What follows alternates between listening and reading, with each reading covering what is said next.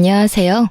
저는 시모의 시집살이와 남편의 외도 콤보를 겪고 이혼한 30대입니다. 제 인생에서 이혼이라는 장르가 생겨날 것이라고는 생각해 본 적이 없었는데요. 정신을 차려보니 이혼녀가 되어 있네요. 그 과정은 아픔도 있었지만 후회 없이 시원하게 할 말은 한 것 같습니다. 이혼 후에 제 할 일 잘하면서 행복하게 살고 있네요. 사람 앞날 아무도 모른다더니 그 말이 딱 맞는 것 같아요. 남편을 처음 만났을 땐 제가 그 사람과 결혼을 하게 될 줄도 이혼을 할 거란 것도 몰랐으니까요. 남편과 처음 만난 곳은 제가 일을 하고 있던 가게였어요. 저는 작은 베이커리 가게에서 노하우를 배우며 일을 하고 있었어요. 남편은 그곳의 단골 손님이었어요. 하루가 멀다고 가게에 오는 남편과 자연스럽게 얼굴을 익히게 되었고 반갑게 인사 정도 나누게 되었죠. 그러다 제가 개업을 하며 가게를 그만두게 되었어요. 더 이상 그 사람을 보지 못하겠구나 했는데 어느 날부터 제가 개업한 가게로 찾아오기 시작했어요. 그런 그의 행동을 보며 어렴풋이 제게 관심이 있음을 느꼈어요. 얼마 후 남편이 고백을 했고 연애와 결혼으로 이어졌어요. 결혼을 준비할 당시 남편은 누구나 들으면 알만한 대기업을 다니고 있었는데 시모는 그 아들을 무척이나 자랑스러워했어요.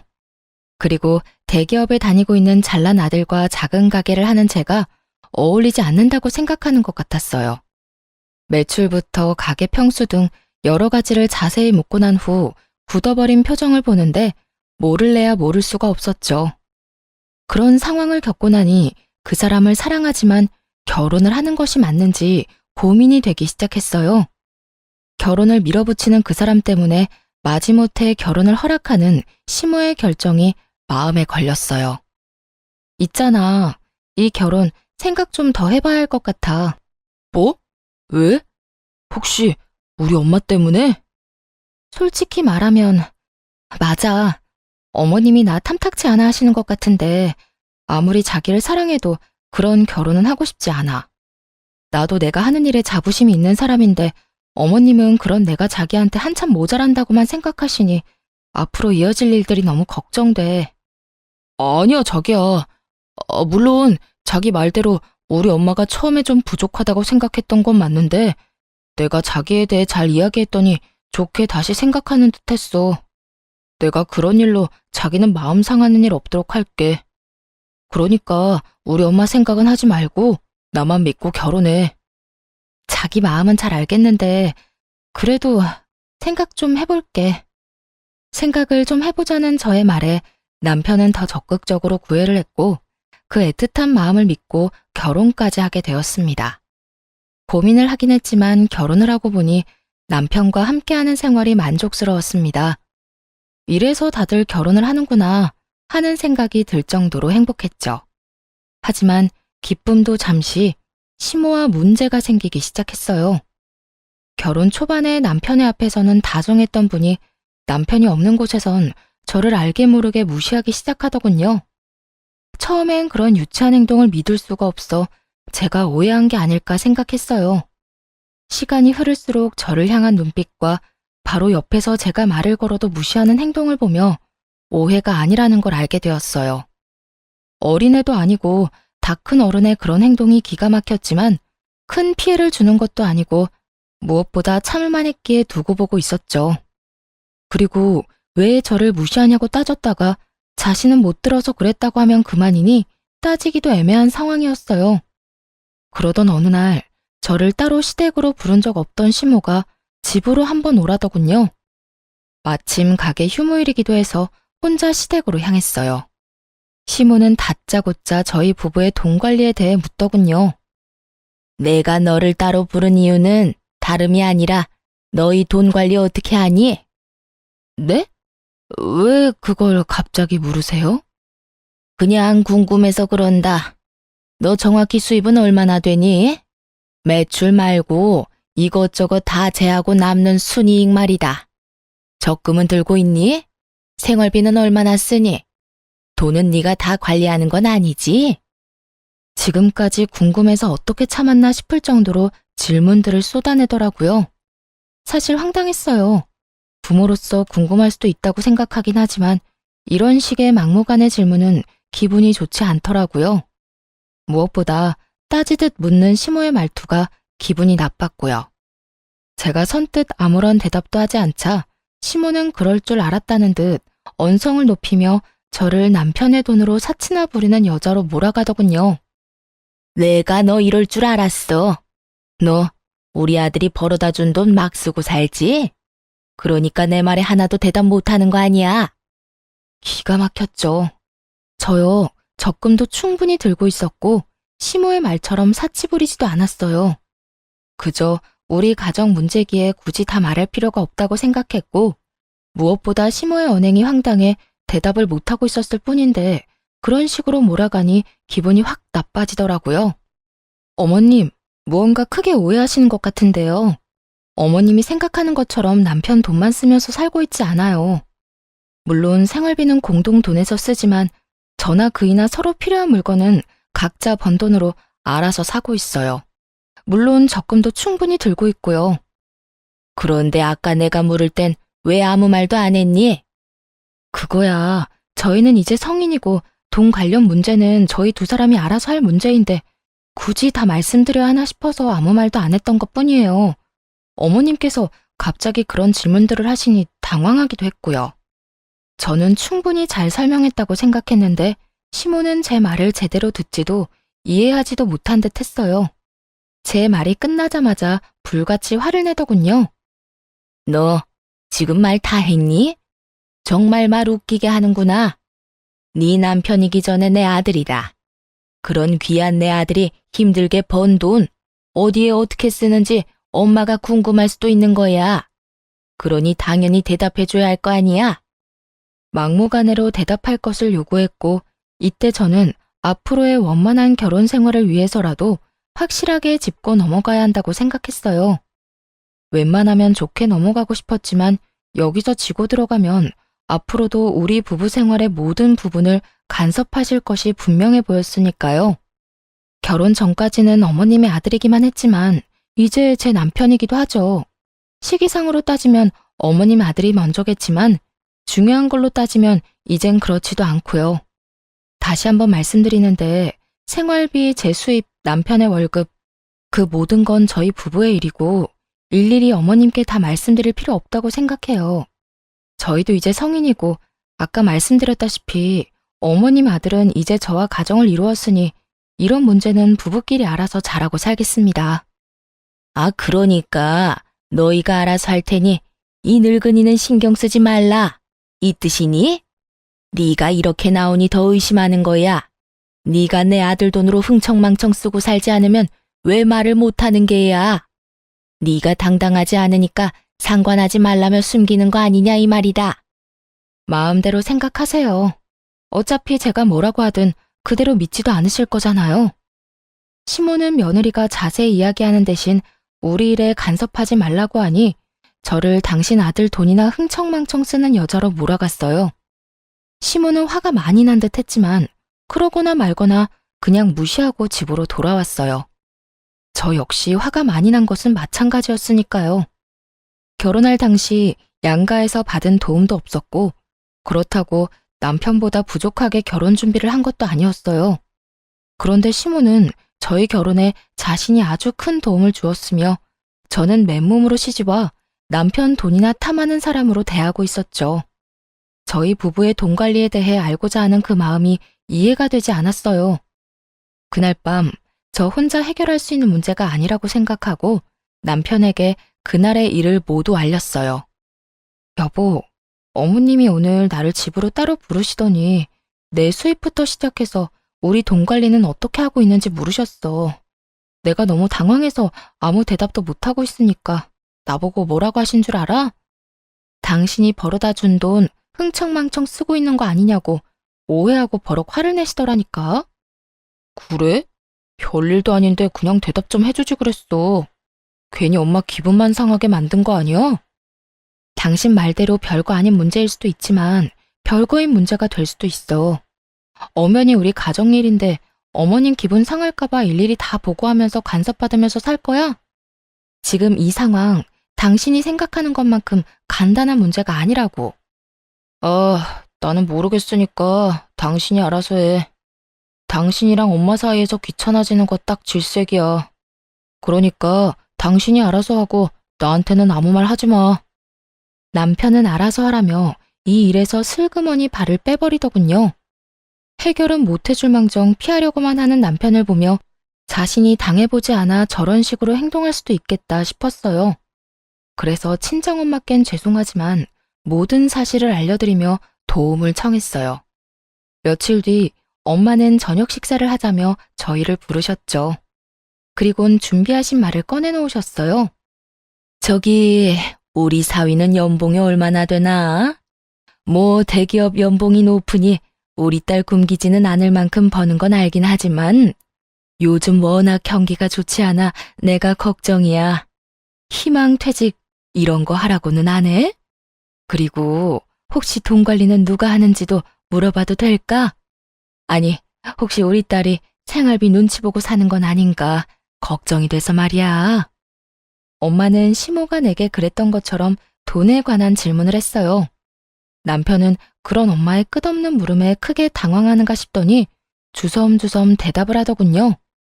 그렇게 불편한 저녁 식사 시간이 끝나고 남편은 그런 간섭이 상대방에게 얼마나 무례하고 곤란한 일인지 뒤늦게 깨달은 듯 했어요. 집으로 돌아오자마자 시모에게 전화를 걸었으니까요. 엄마, 앞으로 집사람한테 생활비 수입같이 돈 관련 이야기는 묻지 마. 갑자기 그 이야기는 왜 꺼내? 무슨 일이 있었니? 왜 이러긴.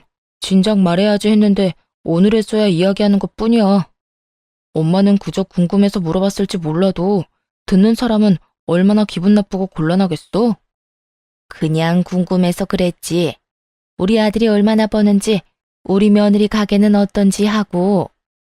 엄마가 궁금해하는 걸 이해 못하는 건 아닌데 입장 바꿔서 장모님이 나한테 그런 식으로 일일이 간섭한다고 생각해봐. 그러니까 앞으로는 그런 건 묻지도 궁금해하지도 말아요. 우리가 알아서 다 잘하고 있으니까. 남편은 단호하게 시모의 간섭을 막아버렸고 아들에겐 상냥하게 그저 궁금해서 그랬다며 앞으로 그러지 않겠다던 시모는 저에겐 180도로 태세를 바꿔 본격적으로 트집을 잡기 시작했어요. 온갖 트집 중에 가장 짜증이 나는 건 제가 입고 들고 신는 것에 관한 것이었어요. 결혼 전부터 입던 옷을 입어도 내 아들 돈으로 산 것이 아니냐며 시비를 걸더군요. 예, 그거 못 보던 옷인데 혹시 우리 아들 돈으로 산 옷이니? 알아서 잘한다더니 그렇게 비싼 옷이나 사서 언제 돈 모으려고 그러니? 어머님, 이거 제가 결혼 전에 큰 마음 먹고 산 옷이에요. 그걸 어떻게 믿니?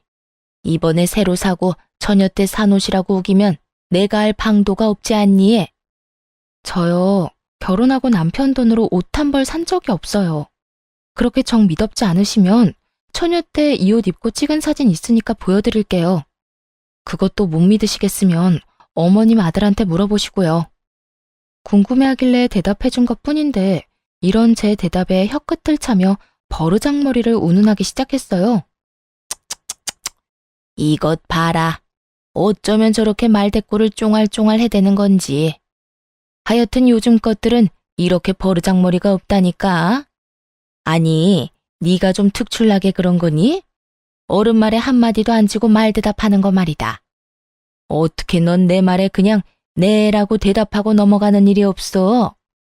그거야, 어머님이 제가 네 하고 대답하도록 말씀하시지 않잖아요.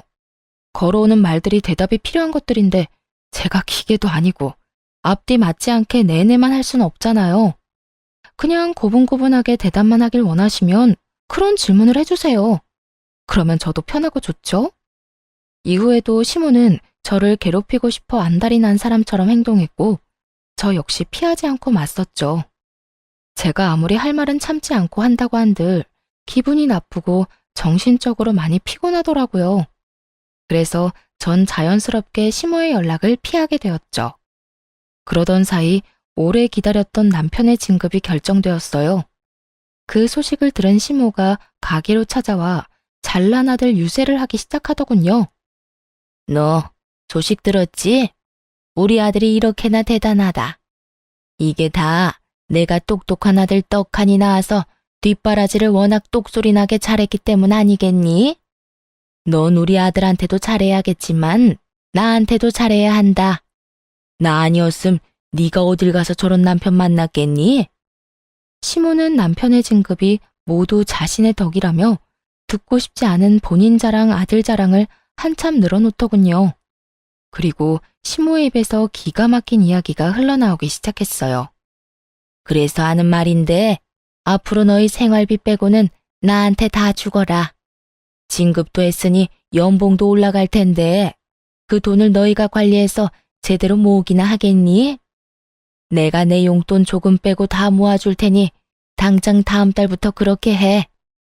용돈만 좀 달라고 해도 시모 하는 꼴이 기가 막혀주기 싫은데 아예 생활비를 빼고 나머지 돈을 당당하게 내놓으라니요. 너무 당당하게 저딴 말을 하는 모습을 보니 황당하더라고요. 이 일을 남편에게 말해봤자 소용이 없겠다는 생각이 들었어요. 말해봤자 뭐 하겠어요. 작은 문제도 귀찮다고 저에게 다 미루는 사람인데 이번 상황이라고 뭐가 다를까 싶었으니까요. 빠르게 머릿속이 정리되어 갔고 이 상황을 제가 해결하기로 했죠. 그러니까 어머님 말씀은 제가 돈 관리를 똑바로 못할까봐 돈을 맡기라는 뜻이네요. 그래, 그거지.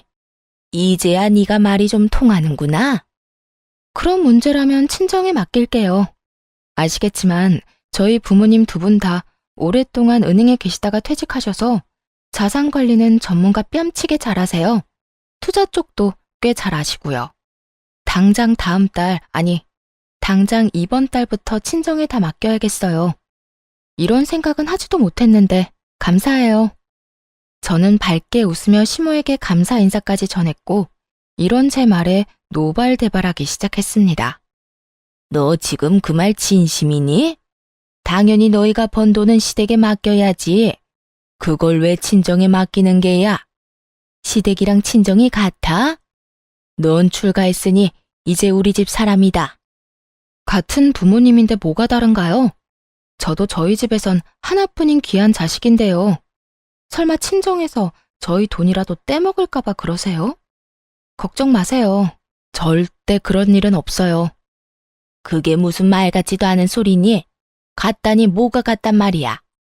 너는 우리 집에 시집 왔으니 이제 네 친정과는 끝난 인연인 거야. 그리고 내 아들 돈을 왜 엄한 집에다 맡겨? 내 아들 돈은 내 돈과 다름이 없다. 그런 내 돈을 왜 사돈댁에 맡긴다는 말이야? 어머님 말이야말로 헛소리를 하시네요. 결혼하기 전이야 어머님 아들이니 아들 돈을 마음대로 관리했을지 몰라도 이젠 저랑 결혼했으니 더는 어머님 돈이 아니라고요. 전 그대로 시모를 가게에서 내쫓아버렸고 그날 저녁 집에 화가 잔뜩 난 남편이 저를 기다리고 있더군요. 당신 어떻게 그럴 수가 있어? 아무리 엄마랑 사이가 좋지 않다고 해도 그렇지. 용돈 좀 받아보겠다고 거기까지 찾아간 시어머니를 그렇게 매정하게 쫓아낼 수가 있어? 그러니까 당신 말은 내가 고작 용돈 좀 달라고 찾아온 어머님을 용돈 주기 싫어서 가게에서 내쫓았다 이 말이야? 그래. 우리 엄마가 아까 울면서 전화해서 다 말했어. 당신이 친정에 용돈 줘야 해서 우리 엄마한테 줄 돈은 없다고 했다며? 나 진급도 했고 연봉도 올랐는데 용돈 좀 드리면 어디가 덧나? 말을 들어보니 낮에 그 일이 있고 난 후 남편에게 전화를 걸어 울고불고 하며 없는 말을 지어내 저와 남편의 사이를 이간질했더군요. 아무것도 모르고 당하기만 하던 신혼 때와는 달리 이런 상황을 대비해 미리 가게 CCTV 영상을 복사해온 상태였고 녹화된 영상을 보여주며 사실은 시모가 남편에게 한 말과 아주 많이 달랐음을 증명해 보였죠. 이제 알겠어? 어머님이 당신한테 거짓말한 거야. 용돈 조금 달라고 가게까지 찾아올 뿐이야? 생활비만 빼고 돈 다 내놓으라고 하시더라. 남편은 영상을 보고 시모에게 전해 들은 말과 다르니 처음엔 당황하는 듯 하더라고요. 하지만 그것도 잠시 천연덕스럽게 시모의 편을 들기 시작했어요. 들어보니 우리 엄마 말이 틀린 말도 아니네. 뭘 그렇게까지 싸웠어? 그냥 엄마가 하자는 대로 하면 안 돼? 우리 엄마가 우리 편하게 돈도 관리해주고 알아서 투자도 해준다잖아. 우리한테 나쁜 일도 아닌데 왜 이 난리인지 모르겠다 정말. 정말 모르겠는 사람이 누군데 아무렇지 않게 말하는지 이해가 되지 않았어요. 시모가 투자 전문가도 아니고 시모에게 돈을 맡기는 것을 왜 이리도 당연하게 생각하는 것인지 여러분께서는 이해가 되시나요? 제 머리로는 도무지 이해가 되지 않았지만 남편과 시모의 말도 안 되는 논리에 따라주기로 했죠. 아, 그래? 그러면 당신 월급은 어머님한테 맡겨. 내가 번 돈은 우리 엄마한테 맡길 테니까. 그러면 공평하지? 뭐라고? 당신이 번 돈을? 그래. 당신은 당신 엄마한테 월급 맡겨. 난 내 수익 우리 엄마한테 맡길 테니까. 왜 진작 이 생각을 못했나 모르겠네. 큰 소리 날 것도 없이 각자 번 돈은 각자 부모님께 맡기면 깔끔한 일이잖아. 앞으로 이렇게 하자. 그러면 됐지? 제 말이 끝나자 남편은 그건 절대 안 된다며 난색을 보이더라고요. 당시 제가 운영하는 가게의 레터링 케이크와 수제 쿠키가 인기를 얻어 주문이 밀린 만큼 바빠졌고 자연스럽게 매출이 많이 올라 저의 수익이 남편의 월급을 넘기는 달이 많아지고 있었기 때문이었죠. 자신이 버는 돈을 시댁에 맡기는 것은 괜찮지만 나날이 늘어가는 제 수익을 친정에 맡기는 것은 싫었던 것이었어요. 당황한 남편은 속사포 랩을 하며 생각해보니 제 말이 다 맞는다며 변명을 하기 시작했어요. 그건 안 돼. 그게 얼만데 그걸 남을 맡겨? 남? 지금 우리 부모님을 남이라고 한 거야? 아니, 그게 아니라 생각해보니 당신 말이 다 맞는 것 같다고. 우리가 어린애도 아니고 우리 돈은 우리가 관리해야지. 지금처럼 돈 관리는 우리가 하자. 원래처럼 말이야. 우리 엄마한텐 내가 이야기할 테니까 당신도 방금 말은 없던 걸로 하기다. 알겠지? 남편의 말을 듣고 있는데 어이가 없어 말문이 막혔어요. 그렇게 아무 대답도 하지 않고 남편을 빤히 보고 있는데 남편 휴대폰에 문자 알림음이 울리더군요. 남편은 놀라며 휴대전화를 확인했고 그의 안경 렌즈에 반사된 문자 내용을 언뜻 보게 되었어요. 상호는 보지 못했지만 20만 원이 넘는 금액을 쓴 카드 승인 문자였어요. 순간 뭔가 기분 나쁜 예감이 저를 스쳤죠. 남편에게 문자가 온 것이라면 남편의 카드를 썼다는 것일 텐데 남편은 저와 이야기를 나누고 있었으니 그 어떤 것도 결제할 틈이 없었죠. 거기에다 자동 결제라 하기에도 저녁 10시가 넘은 시간이라 그 시간에 자동 결제가 될 일도 없었고요. 카드 승인? 당신 카드 잃어버렸어? 당신은 지금 나랑 이러고 있는데 무슨 카드 승인 문자가 와? 나는 혹시나 하는 마음에 남편에게 물었고 크게 당황하는 듯 하다가 대답하더군요. 잃어버린 게 아니라 엄마한테 꼭 필요한 거 있으면 쓰시라고 한 장 줬어. 뭐? 카드를 어머님 드렸다고? 비상용으로 혹시나 해서 줬는데 오늘 쓸 일이 있었나 보네. 당신 기분 나쁜 거 아니지? 우리가 따로 용돈을 드리고 있는 것도 아니고 이 정도는 할 수 있잖아. 잘했어. 어머님께 카드 정도는 드릴 수 있지. 애써 쿨한 척 대답은 했지만 저는 전혀 괜찮지 않았어요. 시모는 9시 뉴스가 시작되기도 전에 잠자리에 드는 편이라 카드를 사용한 그 시간까지 깨어있을 사람도 아니었죠. 혹여나 무슨 일이 있어 깨어있더라도 아들 카드를 말없이 20만 원이 넘는 금액을 결제할 사람이 아니었거든요. 남편이 수상할 수밖에 없는 상황에 찜찜한 마음을 가득 안고 그의 행동을 눈여겨보게 되었습니다. 그러다 결국 꼬리를 잡게 되었습니다. 그날은 남편이 진급 축하 회식을 하고 밤늦게 들어온 날이었어요. 잔뜩 술에 취해 정신없이 잠이 든 상태였죠. 일단 전 잠든 남편을 살피며 조심스레 휴대전화를 살펴보았습니다. 딱히 수상한 점은 발견할 수 없었어요. 주차장으로 내려와 남편의 차 블랙박스를 살펴보게 되었습니다. 그곳에서 믿을 수 없는 영상을 발견하게 되었습니다. 얼마나 철두철미한지 이전 영상은 다 삭제되어 있었는데 딱 그날 집으로 돌아오는 차 안 상황만 남아있더라고요. 회식 마친 남편은 상간녀와 함께 대리를 불러 차를 타고 온 듯 했어요. 술에 너무 취해 지우는 것을 깜빡해 남아버린 외도의 증거가 적나라하게 드러나 있었죠. 자기야, 오늘 너무 많이 마신 거 아니야? 진급해서 기분 좋아 마시는 술은 아닌 것 같던데. 요즘 집사람 때문에 스트레스 받아서 그래. 무슨 여자가 한마디 지는 법이 없어. 우리 엄마한테도 또박또박 말대답이나 하고 말이야. 내가 요즘 두 사람 그 사이에서 아주 피곤해. 그것만큼 남자 피곤하게 만드는 일이 또 없지. 그래서 난 우리 남편이 뭐라고 하면 그냥 대답만 하고 무시해버려. 말 길게 해봤자 좋은 게 하나 없더라고. 자기는 어쩌면 이렇게 현명해? 어디 현명하기만 해? 능력도 좋아서 이번에 나 진급까지 딱 시켜주는 거 봐. 나 사실 이번엔 기대도 안 하고 있었는데 자기 덕에 진급도 했잖아. 자기야, 정말 고마워. 내가 앞으로 더 잘할게. 남편은 술에 취해 건들대면서도 상간녀를 바라보는 눈빛만은 꿀이 뚝뚝 흘러내릴 것 같더군요. 상간녀 역시 그런 남편을 웃으며 바라보았고요. 으이구, 그러다 이혼하고 나하고 살겠다고 그러겠다. 혹시나 해서 또 이야기하지만 난 이혼할 생각 전혀 없어. 그러니까 자기도 이혼 생각은 하지도 마. 걱정하지도 마세요. 나도 이혼할 생각은 없고 혹시나 이혼하더라도 자기한테 같이 살아달라고 떼쓰지 않을 테니까. 그냥 지금처럼 내 곁에만 있어줘도 난 만족해. 그래, 우리 지금처럼 서로 즐기면서 잘 지내자. 그게 현명한 거야. 나중에 들어보니 상간녀는 같은 회사에 다니는 직장 상사였어요. 나이도 남편보다 5살 많더라고요. 그렇게 자랑스러워하던 진급도 상간녀가 힘써준 덕분이었어요. 상간녀도 유부녀로 두 사람은 이혼 생각은 전혀 없이 그저 그 관계를 유지하며 즐기는 사이였어요.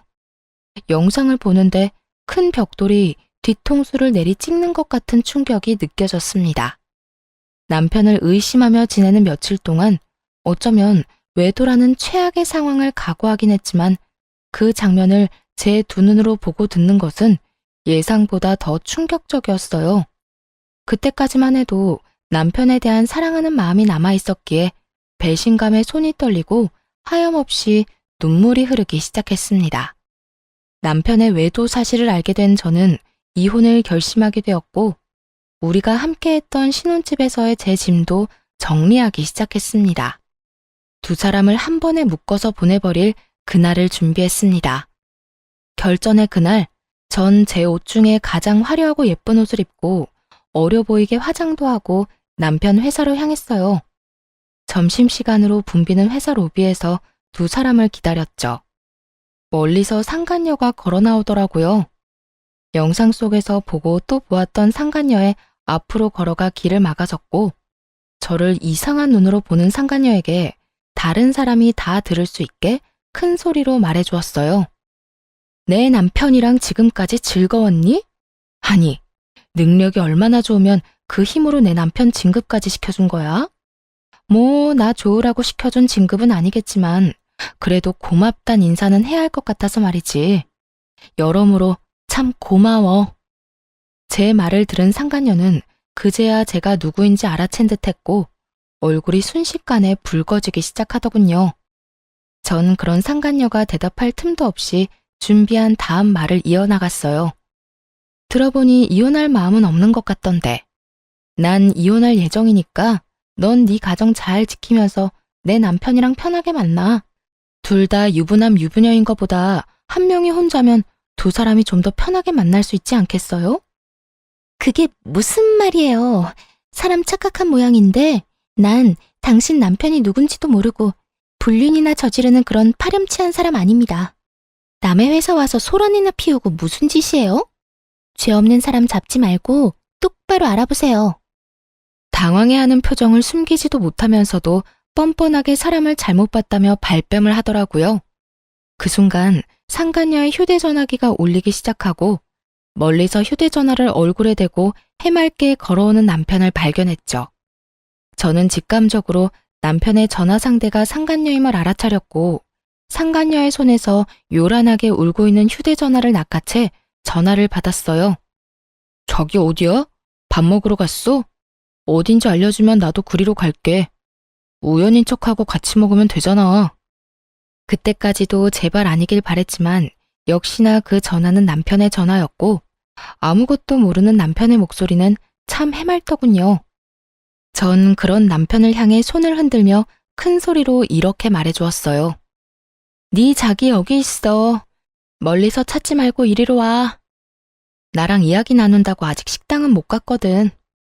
남편은 그제야 저를 발견했고 해맑던 얼굴은 순식간에 웃음기를 잃고 달려오더라고요. 이 흥미진진한 상황에 점심을 먹으러 가던 주변 사람들의 모든 시선이 저희 세 사람에게 집중되었고 그 최고의 타이밍에 남편에게 준비한 말을 해주었어요. 당신 여기 어떻게 왔어? 이게 무슨 일이야? 무슨 일이긴 당신 바람 피우다 나한테 딱 걸린 상황이지. 그래서 하는 말인데 우리 이혼해. 나는 당신 같은 인간이랑 더는 살고 싶지 않아서 말이야. 바람이라니? 아니야, 오해라고. 일단 내 이야기 좀 들어봐. 이런 식으로 이혼하자고 하는 법이 어딨어. 그것도 사실도 아닌 일로 오해해서 말이야. 오해? 오해 좋아한다.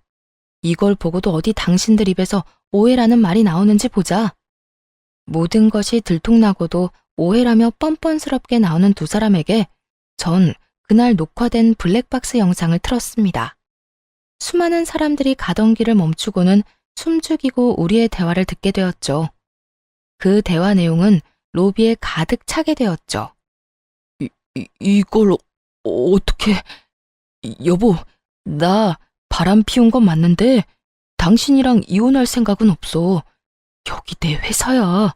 여기서 이러면 나랑 이 사람이랑 앞으로 회사 생활 어떻게 하라고. 우리 일단 여기서 나가서 이야기하자. 어?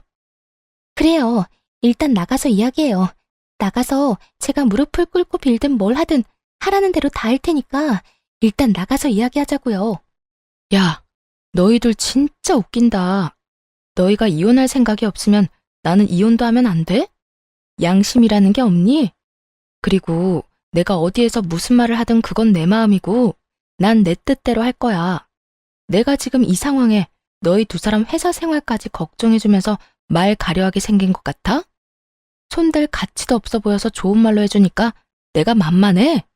저는 악다구니를 쓰며 두 사람을 향해 소리를 질러버렸고 두 사람은 아무 말도 못하고 고개만 푹 숙이고 있었어요. 저희 목소리에 사람들은 점점 더 모이기 시작했고 남편은 저라도 붙잡아야겠다는 생각이 들었는지 매달리기 시작했어요. 여보, 내가 정말 잘못했어. 잠시 어떻게 됐었나 봐. 그런 짓을 하면 안 되는 거였는데. 회사 일로 이런저런 일 상의하다 보니까 그렇게 됐어. 앞으로 다신 이런 일 없도록 할 테니까 한 번만 나 용서해주라. 내가 당신 없이 어떻게 살아. 나 당신 여전히 사랑해. 어떻게 살긴 능력 좋고 현명한 저 여자랑 즐기면서 잘 살면 되지. 어찌되었든 난 내 할 말 다 끝났어. 더 할 말 있으면 법원에서 판사님한테 말해. 그렇게 뒤돌아 나오는데 상간녀가 무릎을 꿇고 빌기 시작하더라고요. 저기요. 제가 정말 죄송합니다. 남편분과는 다시는 만나지 않겠습니다. 제가 이렇게 빌 테니까 제발 제 남편에게만 알리지 말아주세요. 저 정말 이혼만은 절대 하고 싶지 않아요. 정말 웃기지 않나요? 자기 가정은 그렇게 소중하다는 사람이 남의 가정은 이렇게 망쳐놓고 이제 와서 미안하다는 말로 사과라뇨. 상간녀는 바닥에 머리를 숙이며 저에게 울고불고 하며 매달렸고 전 그런 상간녀를 내려다보며 말해줬어요. 와, 이거 진짜 웃긴 년일세. 남의 가정은 이딴 식으로 다 망가뜨려 놓고 네 가정은 행복하길 바래? 그렇게 네 가정이 소중했으면 애초에 이런 짓을 하지 말았어야지. 제발요. 제발. 정말 이혼까지 생각한 만남도 아니었다고요. 그저 가끔 밖에서 따로 시간 보내고 일 이야기 좀 나눈 것 뿐이라고요. 그러니까 제발 제 남편에게만은 말하지 말아주세요. 말했지? 네가 이혼을 한다 만다 결정할 문제가 아니라고. 이거나 너도 할 말 있거든. 변호사 데리고 와서 법원에서 이야기해. 그 더러운 손 내 몸에 대지 말고. 전 끝까지 제 바지가랑이를 붙잡고 늘어지는 상간녀를 뿌리친 채 그대로 친정에 왔습니다. 놀란 친정 부모님께는 그간의 일들을 조목조목 말씀드렸어요. 친정 부모님께 극진한 케어를 받으면서 이혼을 진행하게 되었어요. 전 당연히 유리한 재산 분할과 함께 두 사람에게 위자료를 받고 깔끔하게 이혼할 수 있었죠. 전 남편과 상간녀는 불륜 관계를 비롯해 진급에도 상간녀의 과한 개입이 있었음이 밝혀지며 둘 다 사이좋게 회사에서 쫓겨나고 말았죠. 제가 집으로 보내버린 소장을 상간녀의 남편이 발견하게 되며 상간녀 역시 외도 사실이 드러나 이혼을 당했다고 하더군요. 그리하여 전 남편 역시 상간녀 남편에게 위자료를 주게 되었고 그렇게 두 사람은 이혼을 하며 두 번의 위자료를 주느라 거지가 되었다고 합니다. 그렇게 그 지독한 인연도 끝이라고 생각했는데 전 시모가 가게로 찾아왔더라고요. 급한 일이 있는데 전 남편이 연락이 안 된다고 말이죠. 너는 왜 전화를 안 받니? 여긴 무슨 일이세요? 내 말 안 들리니? 왜 전화 안 받았냐고 내가 물었지 않니? 몇 번을 전화했는데 어떻게 단 한 통을 안 받을 수가 있냔 말이야. 내가 굳이 그쪽 전화를 받아야 하는 이유라도 있나요? 이제 그럴 이유가 없다고 생각하는데요. 뭐? 그쪽? 너 진짜 어디 아프니? 아무리 너랑 내가 사이가 좋지 않다고 해도 그게 며느리가 시어미한테 할 말이라고 생각하는 거니? 에휴, 다 됐고. 내 아들 요즘 무슨 일 있니? 왜 연락이 안 돼? 담보대출 이자 갚아야 하는 날은 지났는데 연락은 안 되고. 계속 연체 연락이 오니 내가 여러모로 불안해서 이렇게 왔다. 우리 아들 회사 출근은 했니? 들어보니 전 시모는 제가 전 남편과 이혼했다는 사실을 모르는 듯 하더군요. 그리고 급히 돈 쓸 일이 있다며 돈을 빌려갔다고 해요. 다름 아닌 전 시댁집을 담보로 받은 대출이었죠. 금방 갚겠다던 전 남편은 돈은 고사하고 연락도 되지 않는 상황이고요. 그 순간 갑자기 블랙박스 영상 속에서 보았던 두 인간들의 대화가 생각났죠. 자기야, 나 돈 좀 빌려줄 수 있을까? 돈? 무슨 돈? 무슨 일 있어? 돈 필요한 일이 좀 있어서. 저번에 이야기했지만 알다시피 우리 친정엄마가 아파서 내가 돈 나갈 일이 많았잖아. 우리 남편은 내 돈으로 친정 뒷바라지 하는 건 꿈에도 모르니까 이때까지 모은 돈 얼마나 되냐고 묻더라고. 모은 돈이 하나도 없다는 말이 안 나와서 대충 얼버무리긴 했는데 아무래도 조만간 통장 보자고 할 것 같아서. 그래? 그러면 일단 내가 좀 알아볼게. 나도 당장은 돈이 없고 우리 엄마한테 물어보고 빌려줄게. 정말? 자기 최고다 진짜. 내가 이자까지 쳐서 꼭 갚을게. 금방 갚겠다던 그 돈은 결국 받지 못한 모양이더군요. 그럴 수밖에 없는 상황이기도 했겠죠. 전 남편은 저에게 그리고 상간녀의 남편에게 위자료를 준다고 퇴직금에 빚까지 내서 탈탈 털어줬을 테고 상간녀 역시 상황이 별반 다르진 않았을 테니까요. 전 시모는 생각에 잠긴 제 어깨를 툭툭 치더니 준비한 말을 하기 시작했어요. 예, 무슨 생각을 그렇게 하는 거야? 너 돈 좀 있지? 일단 나 돈 좀 보내다오. 일단 연체된 돈부터 빨리 넣어줘야지. 하루가 멀다고 연락이 오는데 사람 피 말라 죽을 지경이다. 아무것도 모르는 전 시모는 아주 당당하게 당신 아들이 빌려간 돈을 제게 달라고 했어요. 그렇게 대단한 아들을 둔 전 시모를 한껏 비웃어주며 그간의 모든 일을 하나도 빠짐없이 알려주었습니다. 그걸 왜 나한테 달라고 그래요? 나 그쪽 아들이랑 이혼했어요. 저 그쪽 며느리 아니에요. 이혼한 지 넉 달이 넘어가는데 그걸 아직도 몰랐단 말이에요? 뭐? 이혼? 너희가 왜 이혼을 해? 왜 이혼하기는요. 그쪽 그 잘난 아들이 회사에서 유부녀랑 바람이 났지 뭐예요. 대기업 그렇게 노래를 하더니 결국 대기업 다니는 여자 만났으니 아줌마한테는 좋은 일이겠네요. 너 무슨 말을 그렇게 하니? 그리고 아무리 이혼을 했다고 해도 한때는 시어머니였던 사람한테 그쪽 아줌마는 너무하지 않니? 네가 한 번을 안 지고 따박따박 따지고 드니까 내 아들이 바람이 나지. 내 아들 탓할 거 하나 없다. 다 네가 이렇게 되바라져서 그런 거야. 전 시모는 이 와중에도 부끄러운 줄도 모르고 잘난 아들 감싸느라 정신이 없더군요. 그 눈물겨운 모성애 앞에 전 아직 말하지 않은 사실을 알려주었죠. 아, 그래요?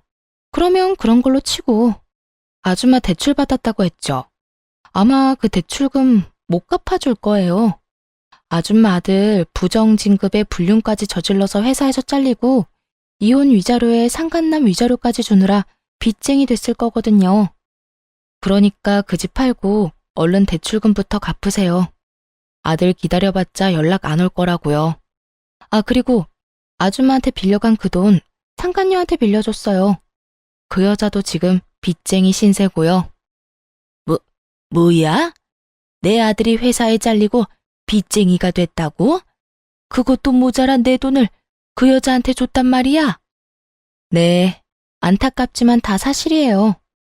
당장 아들한테 연락해서 물어보라고 하고 싶은데 보아하니 그 잘난 아들도 연락이 안 되는 것 같네요. 못 믿겠으면 회사에 연락해보든가요. 그럴 리가 없어. 똑똑한 우리 아들이 그런 멍청한 일을 할 리가 없잖아. 두 사람 증거 아직 제 휴대전화에 있는데 보여드려요? 그래야 조용히 내 가게에서 나간다고 하면 보여주고요. 화가 머리끝까지 난 전시무는 드라마에 나오는 회장님처럼 목덜미를 잡고 뒤로 넘어간 듯 하더니 저를 노려보며 가게에서 난동을 피우기 시작하더라고요. 뭐야? 인연이? 이게 다 너 때문이다. 내 아들이 하필 너 같은 거랑 결혼해서 그렇게 된 거야. 불쌍한 내 아들 가여워서 어쩌노. 내 아들뿐인 줄 알아? 한평생 살아온 내 집은 어떻게 할 거야? 그게 왜 내 탓이에요. 생사람 잡지 말고 당장 여기서 나가세요. 여기까지만 하고 나가면 내가 마지막으로 한 번은 참겠지만 지금 나가지 않으면 진짜 가만 안 있어요. 그렇게 마지막 기회를 줬지만 전 시모의 귀에는 들리지 않는 듯 했어요. 온갖 욕을 하며 제가 정성 들여 만든 쿠키와 케이크를 다 쓸어버리는가 싶더니 테이블과 의자까지 넘어뜨리더군요. 거기에다 예약을 받아 곱게 포장해 놓은 케이크까지 다 바닥으로 떨어뜨려 엉망이 되어 버렸고요. 독한 년, 네가 그렇게 지독하게 구니 우리 착한 아들이 기가 눌려서 오만 여자한테 눈길을 준 거 아니냐 이 말이다. 내 아들을 그 꼴로 만들어 놓고 넌 이렇게 잘 먹고 잘 살려고 했어? 그렇게는 못 두지. 내가 그 꼴을 보고만 있을 것 같아? 정신 좀 차리세요. 아줌마 아들이 바람을 피운 건 나 때문이 아니라 아줌마 아들이 그런 인간이라 일어난 일이에요. 회사에서 잘린 것도 빚쟁이가 된 것도 다 아줌마 아들 탓이고 다 아들을 그따위로 키운 아줌마 탓이라고요. 전 이렇게 고함을 질러주며 전 시모를 끌어다 가게 밖으로 내쫓아버렸고 경찰에 신고를 해버렸죠. 예전의 관계를 생각하며 전 시모의 만행을 그냥 넘길 만큼 마음이 너그러운 사람이 아니었어요. 사실 전 시모와의 정은 쌓인 적도 없었지만요. 그렇게 전 경찰에게 가게에서 난동을 부린 모든 장면이 담긴 CCTV 녹화 파일을 넘겨드렸고 전 시모가 망가뜨린 제품을 비롯한 모든 것들을 청구해 다 받아냈죠. 전 시모는 제가 그렇게까지 나올 것이라 생각하지 못했는지 저에게 전화가 와서 화를 내긴 했지만 그대로 차단해버렸습니다. 그 이후 다시 연락을 한다거나 찾아오는 일은 없었어요. 시간이 지나 건너 들려오는 소문에는 전 남편과 상간녀는 빚쟁이가 되어 하루살이 신세를 면치 못하고 살아가고 있다고 했어요. 그렇게 그 소식을 마지막으로 지긋지긋한 전 남편 그리고 그 가족과의 인연의 끈도 끊어지게 되었습니다. 전 좀 더 좋은 곳으로 가게를 옮겼어요. 새로운 곳에서도 다행스럽게도 자리를 잘 잡고 잘 지내고 있어요. 일이 많아 돈을 많이 버는 것이 좋긴 하지만 아무래도 그만큼 몸이 힘들기에 하루에 정해진 양만 판매하고 나머지 시간은 레시피 개발이나 휴식을 하며 시간을 보내고 있는 요즘이에요. 아직 누군가를 연애를 하거나 다시 결혼을 할 마음은 없어요. 아무래도 믿었던 사랑하는 사람의 배신이 가장 힘들었지만 전 시모에게 온갖 트집 잡히며 시달린 것도 큰 스트레스였거든요. 물론 모든 시어머님이 그런 것도 아니라는 것도 알고 모든 남편들이 그런 것이 아니란 걸 잘 알고 있습니다. 그럼에도 한동안은 남을 사랑하는 대신 저를 사랑하며 지내고 싶은 마음이 더 큰 상태랍니다. 이렇게 지내다 좋은 사람이 나타난다면 다시 새 출발할 생각이 들게 될까요?